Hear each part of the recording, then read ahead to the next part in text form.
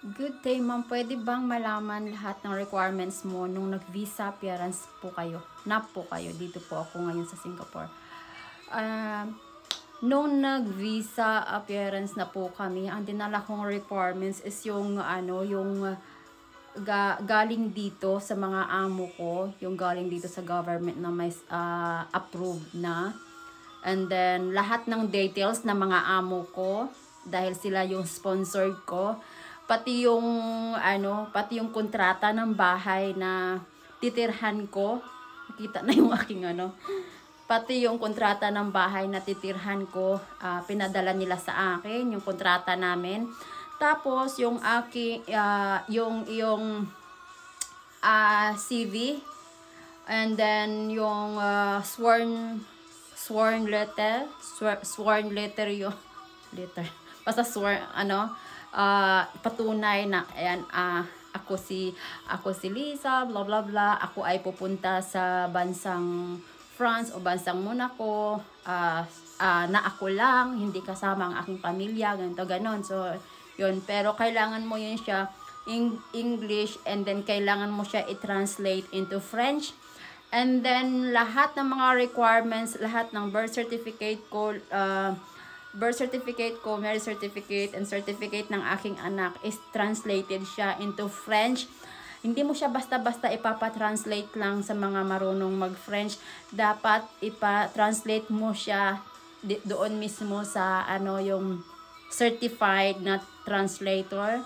So, may na-search ako dati diyan din sa may bandang Raffles Place.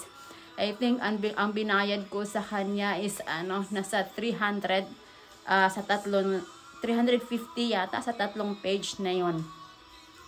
And yung clearance certificate ng patunay na wala kang nagawang hindi maganda sa Singapore, kasi diyan tayo manggagaling sa Singapore. Ano pa ba? May ginawa din akong yung ari-arian yung statement natin kung ano ang mayroon tayo sa Pinas, kung kaya ba natin parang ganun. Pero I think not necessary naman na yun. So depende kasi ako by sponsor o yung sa amin ginawa lang namin yun just in case lang, kasi hindi namin alam na baka ma-approve o hindi. Parang ang dami mga supporting documents na yun. Pero yun nga, yung residence card ng amo ko, photocopy namin, pinadala nila sa akin sa Singapore. And then lahat, passport, yun nga, passport, contract ng bahay na titirhan pagdating dito. And ano pa ba? Yun sa police clearance certificate. And then yung binayaran mong yung binayaran kong yung resibo na binayaran ko sa VFS Global. And then yung in-issue sa akin na for fingerprinting, yun lang. Parang yun lang yung akin dinala nung nag-appearance na ako. Actually, parang twice kaming nag-appearance doon dahil may kulang sa aming application. Actually, pag may kulang, hindi naman nila tatanggapin yun, and bibigyan kanila ng chance na makumpleto, kasi syempre gusto rin nila na ma-approve yung application. So yun lang, I hope na nasagot ko, and I'm not sure kasi yun ay 2019. So 2019-2020, so during pandemic yun. So hindi natin alam kung baka iba na ngayon. So try mo na rin mismo magtanong sa VFS Global. And yung yung form pala na pipil upan natin online. Mo yun sa French visa, wait. So ayun, ito yung form. Ayan, nyo to sa sa website nila ng Republic Frances. Frances ba? Yeah, Republic. Yun, sa site nila ng French visa. Ayan. And then nakalagay nga doon na kailangan nga talaga i-translate mo yung iyong mga documents. Ayun, kailangan the day of your appointment daw, kailangan dala-dala mo na lahat ng mga kailangan mong i-submit. Pero kami nga on that time nung pumunta kami during my appointment is kulang-kulang yung aming requirements ng aking mga documents na dala, binigyan kami ng pagkakataon na ayusin yun.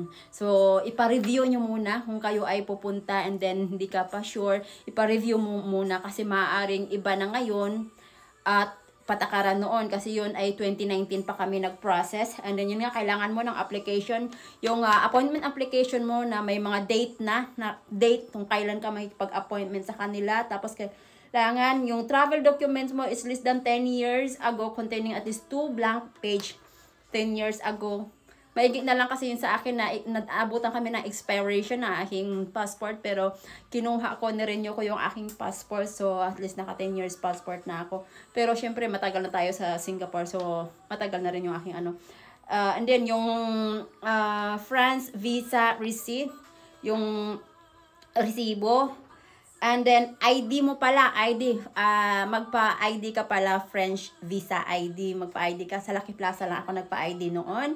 And if you are not national of your country residence, proof that you are legally residents in that country, work permit mo and then yung work permit ng amo mo, ipakopy mo rin yun just in case na kailangan mo ng supporting documents. Yun, palipasa mo nga yung aking mga amo, Canadian amo ko is napaka-supportive sa aking application on that time. And then, copy ng iyong mga diploma. Ayun, yung transcript of record mo, diploma, kung ano-anong mayroon ka, dalhin mo yun. And then, yun nga, work permit ng amo mo, dyan. At yung magiging amo mo, kung ikaw ay ano. Kasi magkaiba nga, dahil ako pumunta dito with may amo na ako. So, yun. So, I'm not sure kung ikaw ay may amo na napupuntahan o tourist visa lang talaga yung ano. Pero sa application naman, may nakalagay naman na tourist visa, long-term visa. Pero ako, ang in-apply ko, under tourist visa pa rin kami kasi wala na may ibang choice doon ng working visa or what.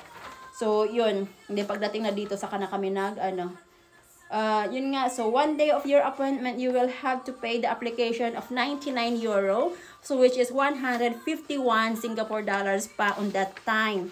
So, I'm not sure ngayon kung magkano na. So, yun lang, and I hope na nasagot ko. Pasensya na medyo late yung aking sagot. Nagbabasa ako ng mga comment dito. Kasi minsan napunta lang ako sa TikTok para gumawa ng content, tapos hayaan ko na lang. Tapos tinitingnan ko lang yung aking mga views.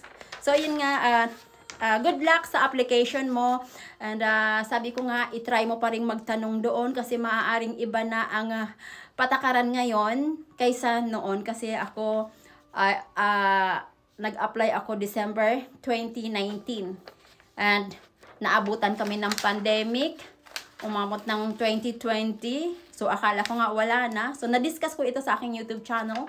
So naabutan kami ng 2020 hanggang sa nag-close yung border dito sa France. And then 2021 na kami na-issuehan ng aking visa. Okay, so thank you so much and good luck, Ashera. Good luck sa iyong application. Bye!